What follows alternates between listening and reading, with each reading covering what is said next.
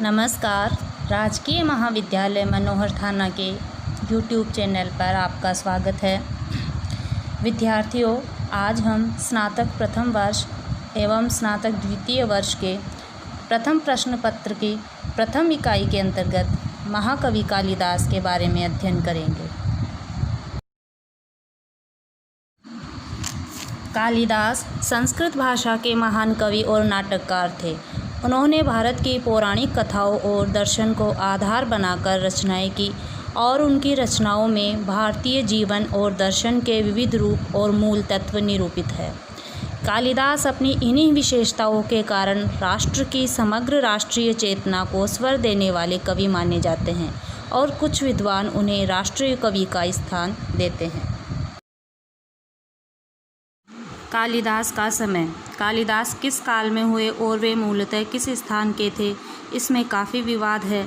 चूँकि कालिदास ने द्वितीय शुंग शासक अग्निमित्र को नायक बनाकर मालविकाग्निमित्रम नाटक लिखा और अग्निमित्र ने 170 ईसा पूर्व में शासन किया था, अतः कालिदास के समय की एक सीमा निर्धारित हो जाती है कि वे इससे पहले नहीं हो सकते।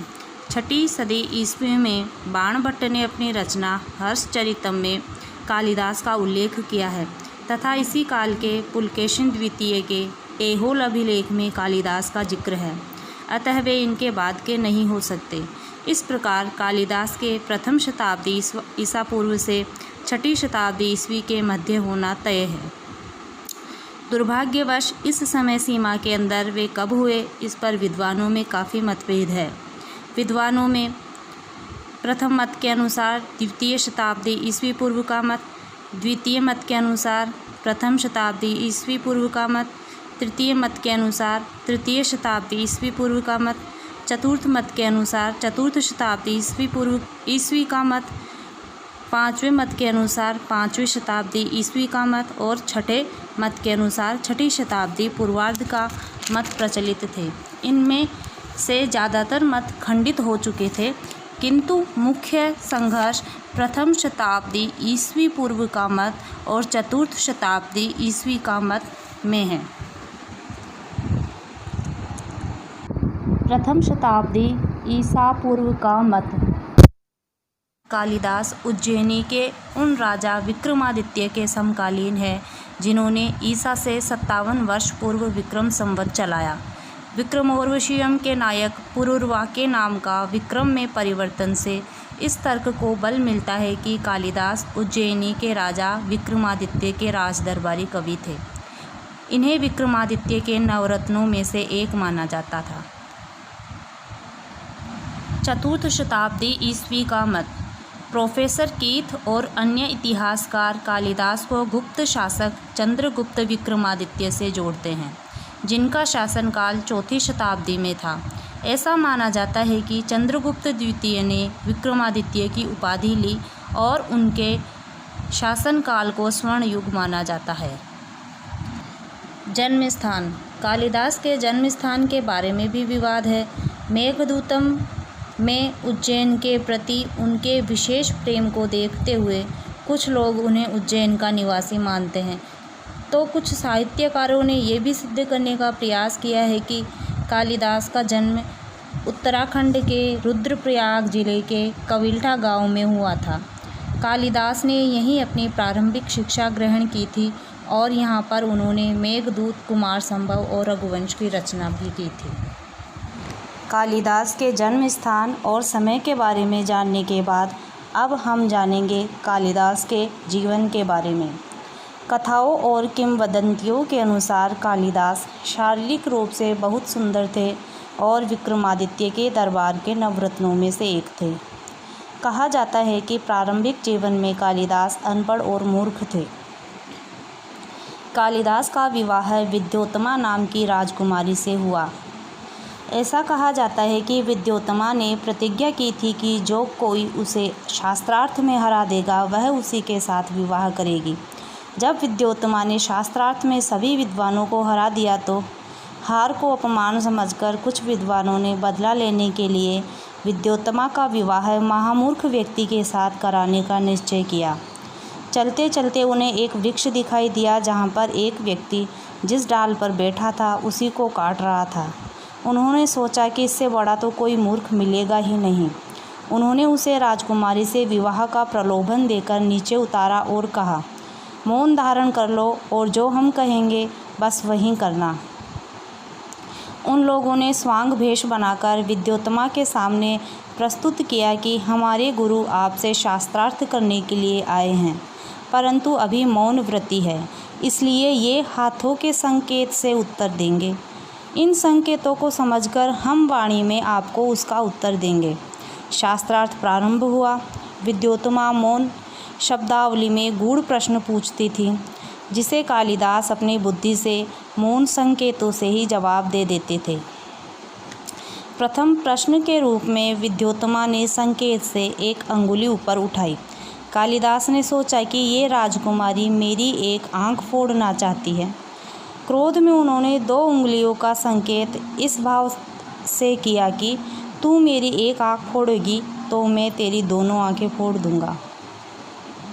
लेकिन कपटियों ने उनके संकेत को कुछ इस तरह समझाया कि आप कह रही है कि ब्रह्म एक है, लेकिन हमारे गुरु कहना चाह रहे हैं कि उस एक ब्रह्म को सिद्ध करने के लिए दूसरे जगत की सहायता लेनी होती है। अकेला ब्रह्म स्वयं को सिद्ध नहीं कर सकता। राजकुमारी ने दूसरे प्रश्न के रूप में खुला हाथ दिखाया कि तत्व 5 है। तो कालिदास को लगा कि यह थप्पड़ मारने की धमकी दे रही है। उसके जवाब में कालिदास ने घूंसा दिखाया कि तू यदि मुझे गाल पर थप्पड़ मारेगी तो मैं घूंसा मारकर तेरा चेहरा बिगाड़ दूंगा।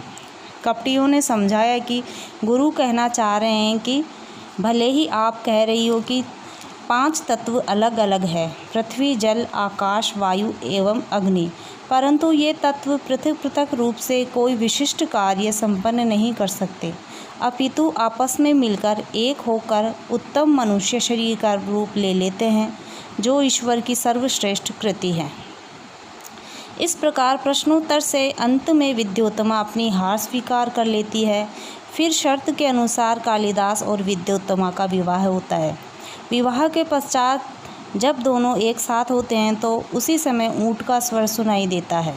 विद्योत्तमा संस्कृत में पूछती है कि मैं परंतु कालिदास संस्कृत नहीं जानते थे, इसलिए उनके मुंह से निकल गया उट्र। उस समय विद्योत्तमा को पता चल जाता है कि कालिदास अनपढ़ है। उसने कालिदास को धिक्कारा और यह कहकर घर से निकाल दिया कि सच्चे विद्वान बने बिना घर वापस नहीं आना। उसके पश्चात कालिदास ने सच्चे मन से काली देवी की आराधना की और उनके आशीर्वाद से वे ज्ञानी और धनवान बन गए। ज्ञान प्राप्ति के बाद जब वे घर लौटे तो उन्होंने दरवाज़ा खटखटाकर कहा, कपाटम उद्घाटय सुंदरी।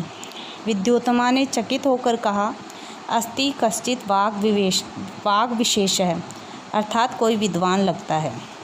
इस प्रकार कालिदास ने विद्योत्तमा को अपना पथ प्रदर्शक गुरु माना और उसके इस वाक्य को उन्होंने अपने काव्यों में भी जगह दी।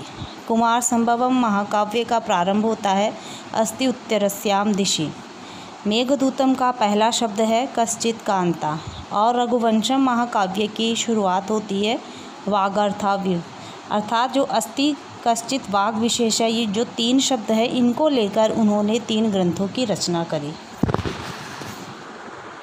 भगवती सरस्वती के वरद पुत्र, कवि कुल चूड़ामणि एवं भारतीय संस्कृति के अनन्य उपासक महाकवि कालिदास का नाम संस्कृत साहित्य के इतिहास में विश्रुत है। इन्हें आज राष्ट्र कवि स्वीकार किया गया है। न केवल भारतीयों ने अपितु पाश्चात्य विद्वानों ने भी कालिदास की रचनाओं का मनोयोग पूर्वक अध्ययन किया है और अपने विचारों को समस्त विश्व के सम्मुख प्रस्तुत करते हुए इन्हें विश्व का सर्वश्रेष्ठ कवि घोषित किया है। भारतीय विवेचकों की यह विचारधारा है कि कोई भी मनुष्य अपने जीवन वृत्तांत से अजर अमर नहीं होता, अपितु अपने कार्यों से, अपनी कृतियों से अथवा कर्मों से अजर अमर होता है। कीर्ति यस्य स जीवति, लोक में जिसकी कीर्ति होती है उसे ही जीवित माना गया है, अर्थात तद अतिरिक्त मृतवत है। इस कीर्ति की आधारशिला होती है कृतियाँ अथवा उस व्यक्ति की रचनाएं। इस प्रसंग में हम महाकवि कालिदास की रचनाओं के बारे में अध्ययन करेंगे। महाकवि कालिदास की रचनाओं में प्रमुख है 2 महाकाव्य रघुवंशम और कुमार संभवम, 2 गीति काव्य या खंड काव्य मेघदूतम और ऋतुसंहारम, और 3 नाटक विक्रमोर्वशीयम, मालविकाग्निमित्रम और अभिज्ञान शाकुंतलम। महाकाव्य रघुवंशम में संपूर्ण रघुवंश के राजाओं की गाथाएं हैं, तो कुमार संभवम में शिव पार्वती की प्रणय कथा और कार्तिकेय के जन्म की कहानी है। खंड काव्य मेघदूतम एक गीति काव्य है जिसमें यक्ष द्वारा मेघ से संदेश ले जाने की प्रार्थना और उसे दूत बनाकर अपनी प्रियतमा पत्नी के पास भेजने का वर्णन है। मेघदूत के 2 भाग हैं, पूर्व मेघ एवं उत्तर मेघ। ऋतुसंहारम में सभी ऋतुओं में प्रकृति के विभिन्न रूपों का विस्तार से वर्णन किया गया है। नाटक मालविकाग्निमित्रम कालिदास की पहली रचना है जिसमें राजा अग्निमित्र की कहानी है। अग्निमित्र एक निर्वासित नौकर की बेटी मालविका से प्रेम करने लगता है।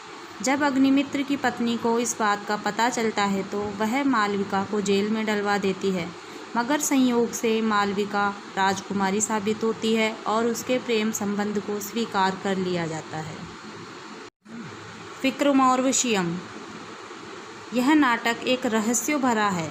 इसमें पुरूरवा और इंद्रलोक की अप्सरा उर्वशी की प्रणय कथा वर्णित है। और अंत में कालिदास का तीसरा नाटक है अभिज्ञान शाकुंतलम। अभिज्ञान शाकुंतलम नाटक कालिदास की जगत प्रसिद्धि का कारण बना। इस नाटक का अनुवाद अंग्रेजी और जर्मन के अलावा दुनिया की अनेक भाषाओं में हो चुका है। इसमें राजा दुष्यंत की कहानी है जो वन में एक परित्यक्त ऋषि पुत्री शकुंतला से प्रेम करने लगता है। दोनों वन में गंधर्व विवाह कर लेते हैं। राजा दुष्यंत अपनी राजधानी लौट आते हैं। इसी बीच ऋषि दुर्वासा शकुंतला को शाप देते हैं कि जिसके वियोग में उसने ऋषि का अपमान किया वहीं उसको भूल जाएगा। काफ़ी क्षमा प्रार्थना के बाद ऋषि ने शाप को थोड़ा नरम करते हुए कहा कि राजा की अंगूठी उन्हें दिखाते ही सब कुछ याद आ जाएगा, लेकिन राजधानी जाते हुए रास्ते में वह अंगूठी कहीं खो जाती है। स्थिति तब और गंभीर हो गई जब शकुंतला को पता चला कि वह गर्भवती है। शकुंतला लाख गिड़गिड़ाई, लेकिन राजा ने उसे पहचानने से इनकार कर दिया।